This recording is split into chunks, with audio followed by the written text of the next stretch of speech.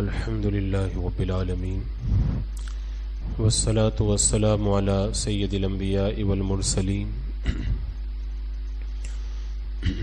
اما بعد فاعوذ باللہ من الشیطان الرجیم بسم اللہ الرحمن الرحیم ان اللہ وملائکتہ یصلون علی النبی یا ایہا الذین آمنوا صلوا علیہ وسلموا تسلیما اللهم صل على سيدنا وشفيعنا وحبيبنا ومولانا محمد وبارك وسلم صلاة وسلام عليك يا رسول الله صلى الله تعالى عليك وسلم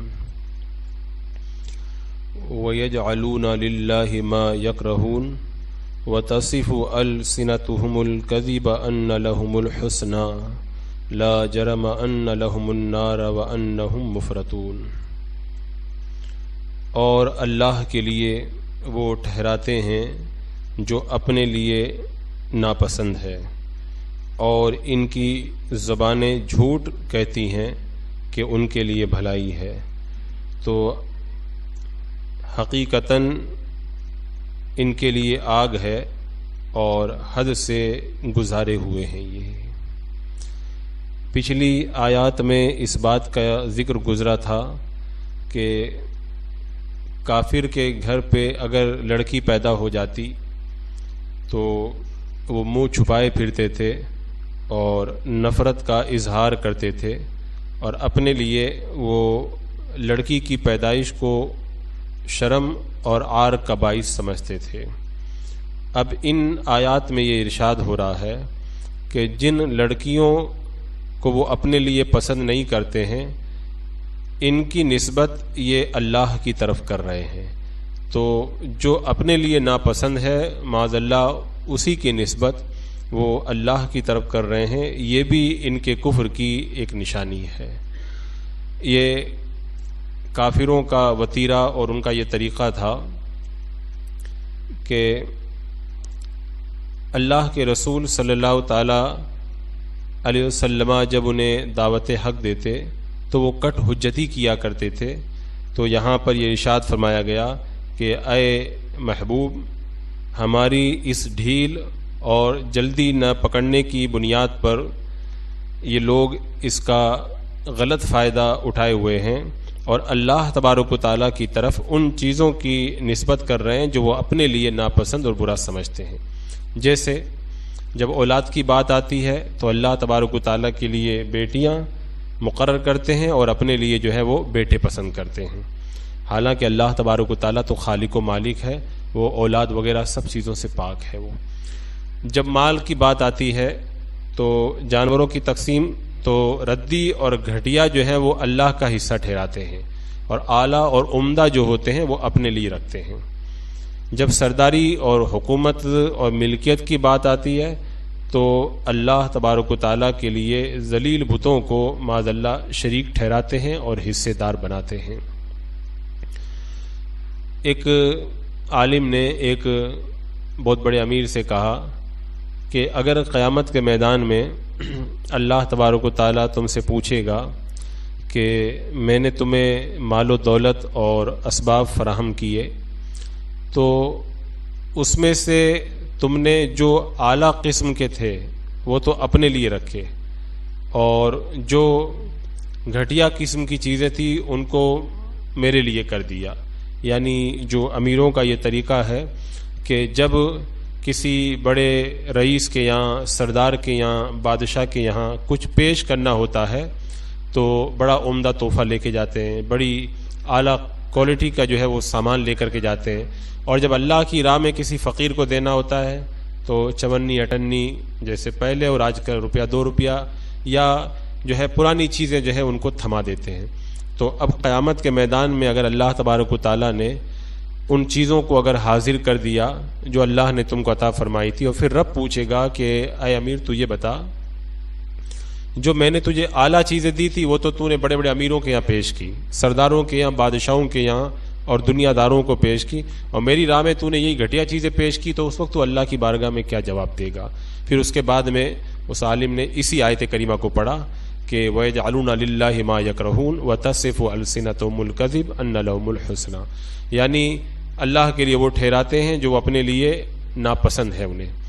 تو کہنے کا ان کا بزرگ کا مقصد یہ تھا کہ اللہ کی راہ میں بھی جب دینے کی بات آئے تو وہی چیز دینا چاہیے جو خود تم اپنے لیے پسند کرتے ہو. جو اپنے لیے لینا نہیں چاہتے وہ اللہ کی راہ میں کیوں دیتے ہو؟ جیسے بہت سارے لوگ رمضان المبارک کے مہینے میں مسئلہ پوچھتے ہیں کہ میں کپڑا لایا تھا لیکن گھر پہ پسند نہیں آیا تو اس کو کیا میں زکوٰۃ میں دے دوں؟ یعنی جو اپنے لیے پسند نہیں ہے اس کو آپ اللہ کی راہ میں دینا کیوں پسند کرتے ہیں؟ زکوٰۃ ادا ہوگی کہ نہیں ہوگی وہ ایک الگ مسئلہ ہے، لیکن بات یہاں پر یہ ہے کہ اللہ کی راہ میں بندہ وہ چیز دے جو اپنے لیے خود پسند کرتا ہو.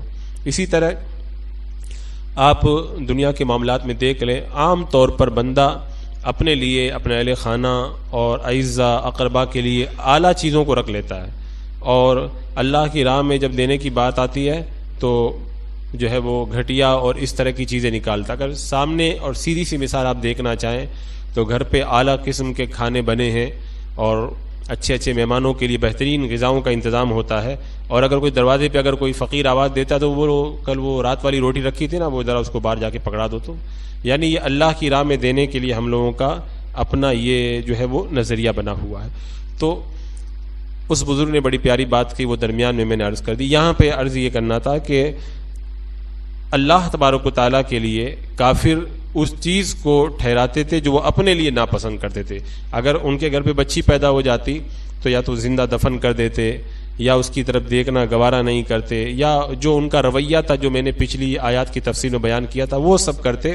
منہ چھپاتے پھرتے، چہرہ ان کا سیاہ ہو جاتا، دن بھر کسی کو منہ نہیں دکھاتے. اور وہی بیٹیاں جب اللہ کی بات آتی تو کہتے کہ فرشتے اللہ کی بیٹیاں ہیں. تو معاذ اللہ یہ ان کا وتیرہ و طریقہ تھا جس کو یہاں پر اللہ تبارک و تعالیٰ نے بیان فرمایا. اور پھر ارشاد فرمایا وَتَصِفُ أَلْسِنَتُهُمُ الْكَذِبَ، ان کی زبانیں جھوٹ کہتی ہیں.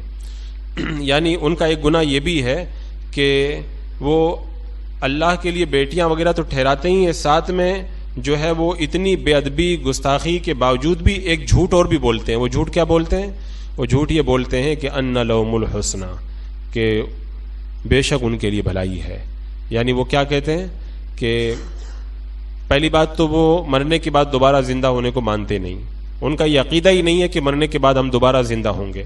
لیکن وہ کہتے ہیں کہ بالفرض کہ آپ اے نبی جیسا کہ کہہ رہے ہو کہ مرنے کے بعد دوبارہ زندہ ہونا ہے اور کچھ لوگ جنت میں جائیں گے اور کچھ لوگ جہنم میں جائیں گے، اگر واقعی یہ بات صحیح ہے تو اگر مرنے کے بعد دوبارہ زندہ ہوا تو ان لہم الحسنی، ہم لوگ کس میں جائیں گے؟ ہمارے لیے بھلائی ہے، حسنہ ہے، یعنی ہم لوگ جنت کے اندر جائیں گے. تو ایک تو اللہ کے اوپر وہ لوگ بہتان باندھ رہے ہیں اور اللہ کی طرف جو ہے بے ادبی اور گستاخی کے طور پر غلط چیزوں کو منسوب کر رہے ہیں، اور دوسرا ساتھ میں یہ بھی کہہ رہے ہیں کہ ہم لوگوں کے لیے بھلائی ہے، ہم لوگ جنت کے اندر جائیں گے. تو اللہ تبارک و تعالیٰ نے فرمایا کہ یہ لوگ جھوٹ بول رہے ہیں، اور پھر فرمایا کہ ان کے لیے جنت نہیں ہے، لا جرم ان لہم النار، فی الحقیقت ان کے لیے آگ ہے. یعنی یہ دائمی ابدی جہنم اور آگ کے اندر جائیں گے، اور یہ جنت کے ہرگز جو ہے وہ سزاوار نہیں ہے. اور فرمایا کہ وَأَنَّهُمْ مُفْرَطُونَ، یہ حد سے گزارے ہوئے ہیں، یعنی ان کو جہنم کے اندر چھوڑ دیا جائے گا. اب اس کے بعد میں ارشاد فرمایا تَاللَّهِ لَقَدْ أَرْسَلْنَا إِلَىٰ أُمَمٍ مِّن قَبْلِكَ فَزَيَّنَ لَهُمُ الشَّيْطَانُ أَعْمَالَهُمْ، خدا کی قسم ہم نے تم سے پہلے کتنی امتوں کی طرف رسول بھیجے تو شیطان نے ان کے کرتوت ان کی نگاہوں میں بھلے کر دکھائے. فَهُوَ وَلِيُّهُمُ الْيَوْمَ وَلَهُمْ عَذَابٌ أَلِيمٌ، تو آج وہی ان کا ساتھی ہے اور ان کے لیے دردناک عذاب ہے. یعنی ان کافروں کا طریقہ یہ ہے، اور یہ پہلے زمانے سے چلا. یہ محبوب علیہ الصلوۃ والسلام کے لیے تسلی ہے کہ محبوب ان کی باتوں سے آپ رنجیدہ خاطر نہ ہوں. ان کا آج سے نہیں، پہلے سے یہی طریقہ چلا آیا ہے کہ اس سے پہلے بھی اللہ نے جب کسی قوم کی طرف کسی کو نبی بنا کر کے بھیجا اور نبی ان کے پاس میں پیغام حق لے کر کے گئے، تو اس وقت بھی شیطان کیا کرتا تھا؟ ان کی نگاہوں میں ان کے برے کاموں کو اچھا بنا کے دکھاتا تھا. یعنی یہ جو کافر وغیرہ اپنے غلط کاموں کو اچھا سمجھتے تھے اور نبیوں کا انکار کرتے تھے، تو ایسے نہیں کرتے تھے، بلکہ فَزَيَّنَ لَهُمُ الشَّيْطَانُ أَعْمَالَهُمْ، شیطان ان کے کاموں کو ان کی نگاہوں میں بڑا اچھا کر کے دکھا دیتا ہے. اور یہ بہت بڑی آفت ہے کہ بندہ اگر غلط کام کرے اور غلط سمجھ کے کرے تو ایک امید ہوتی ہے کہ اس غلطی کو چھوڑ دے گا اور جلدی جو ہے وہ صحیح بات کی طرف آ جائے گا. لیکن جب شیطان اتنی بڑی چال چل جائے کہ جو غلط چیز ہے اس کو غلط نہیں بلکہ اس کو صحیح کر کے دکھائے اور کہے کہ تو جو کر رہا ہے وہی سب سے بڑا صحیح ہے اور تو جو ہے وہی حق کے اوپر ہے. تب اس کے بعد میں پھر جو ہے وہ بندہ جب یہ سمجھ لے کہ میں ہی صحیح ہوں تو پھر حق کی طرف آنے کے سارے دروازے بند ہو جاتے ہیں اور پھر بندہ جو ہے وہ حق کی طرف کبھی بھی نہیں پلٹ کے آتا ہے. آپ دیکھیے کتنے بد عقیدہ اور گمراہ لوگ ہیں, شیطان نے ان کے غلط عقائد کو ان کی نگاہوں میں اچھا کر کے دکھایا. ورنہ آپ دیکھیں دیوبندیوں اور وہابیوں وغیرہ کے جو گستاخیاں ہیں وہ اتنی کھلی ہوئی گستاخیاں ہیں معاذ اللہ, جو ہے وہ اللہ تعالیٰ کے لیے جھوٹ کا قول کرنا یا معاذ اللہ اللہ کے نبی علیہ الصلوۃ والسلام کو پاگلوں چوپایوں کو, آپ کے علم کو پاگلوں چوپایوں سے تشبیہ دینا وغیرہ وغیرہ. تو یہ چیزیں بالکل بری ہیں, سب کو پتہ ہے, لیکن انہوں نے ان کو برا سمجھ کر کے نہیں اختیار کیا. شیطان نے ان کی نگاہ میں ان کو پہلے اچھا کر کے دکھایا کہ تم جو کہہ رہے ہو نا یہ بالکل صحیح ہے. جیسے آج کل یہ نام نیاد اہل حدیث یا غیر مقلدین یا دوسرے وہابیہ وغیرہ یہ کہتے ہیں کہ اللہ والوں سے نہیں مانگنا چاہیے, یہ نہیں. تو ایسا نہیں کہ اس کو جو ہے وہ کہتے ہیں تو اس کو غلط سمجھ کر کے کہتے ہیں, بلکہ وہ بھی یہی سمجھتے ہیں کہ ہم جو کہہ رہے ہیں وہ بالکل صحیح کہہ رہے ہیں. کیوں؟ وہ کہتے ہیں کہ اللہ تو جب ایک ہی ہے تو اللہ ہی سے مانگنا چاہیے, تو ہم تو بہت بڑے اللہ کے ماننے والے ہو گئے. تو شیطان ان غلط چیزوں کو ان کی نگاہوں کے اندر اچھا کر کے دکھاتا ہے اور اس راستے سے ان کو گمراہ کر کے لے جاتا ہے. تو فرمایا فَزَيَّنَ لَهُمُ الشَّيْطَانُ أَعْمَالَهُمْ, شیطان نے ان کے کرتوت ان کی نگاہوں میں بھلے کر دکھائے اور وہی آج ان کا رفیق ہے. قیامت کے میدان میں کافروں کا کوئی دوست ہوگا نہیں, لیکن اللہ تعالیٰ فرماتا ہے کہ آج وہی ان کا دوست ہے. یہ فرمانا اس لیے نہیں کہ شیطان ان کا کچھ کام آئے گا دوست ہوگا, نہیں, بلکہ یہ ان کا مذاق اڑانا ہے کہ تم لوگ جس شیطان کے پیچھے پیچھے چلتے تھے آج دیکھ لو تمہارا دوست بھی تمہارے ساتھ میں جہنم کے اندر جا رہا ہے. اور فرمایا وَلَهُمْ عَذَابٌ عَلِيمٌ, اور ان کے لیے دردناک عذاب ہے. تو یہ دردناک عذاب اللہ تبارک و تعالیٰ نے کافروں کے لیے بیان فرمایا جو دنیا کے اندر اپنے برے کاموں کو یعنی کفر و شرک کو جو ہے وہ اچھا سمجھتے تھے. آج بھی آپ دیکھیں بہت سارے جو کفار و مشرکین یا جو غلط عقیدوں کے حامل لوگ ہیں وہ اپنے برے کرتوتوں کو اچھا سمجھے ہوئے بیٹھے ہیں. ان کو پتہ نہیں چلتا کہ ہم لوگ غلط ہیں. ان کو پتہ کب چلتا ہے؟ جب وقت غرغرہ آ جاتا ہے. وقت غرغرہ کا مطلب جب جان حلق میں آ جاتی ہے اور دنیا سے آنکھیں بند ہو جاتی ہے اور آخرت نگاہوں کے سامنے آ جاتی ہے, تو اس کے بعد میں ان کو پتہ چلتا ہے کہ ہم لوگ غلطی پر تھے. پھر وہ تمنا کریں گے. وہ قرآن پاک میں اللہ نے فرمایا کہ ربما یود الذین کفروا لو کانوا مسلمین, کافر بہت تمنا کریں گے کہ کاش ہم لوگ بھی مسلمان ہوتے.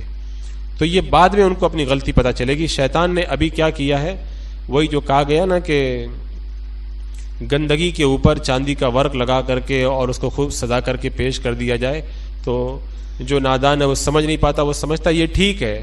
یہ تو جب وہ اوپر والا جب ورق ہٹتا ہے تب جا کے پتہ چلتا ہے کہ اندر سب گندگی ہے. تو ابھی یہ گندگیوں سے لپٹے ہوئے ہیں اور شیطان نے ان کے اوپر بڑا اوپر ڈیکوریشن کر کے رکھا ہے. یہ اوپر والے ڈیکوریشن کو دیکھ رہے ہیں, حقیقت تک نہیں پہنچ پا رہے ہیں. جب جان نکلنے کے قریب ہوگی تب جا کر کے یہ اوپر والی جو چمک دمک ہے وہ دور ہو جائے گی, تب ان کو پتہ چلے گا کہ ہم لوگ کن گندگیوں میں پڑے ہوئے تھے. اللہ تبارک و تعالیٰ اور اس کے محبوب علیہ السلام پہ ہم لوگ ایمان کیوں نہیں لائے. تو فرمایا کہ ان لوگوں کے لیے جو ہے وہ دردناک عذاب ہے.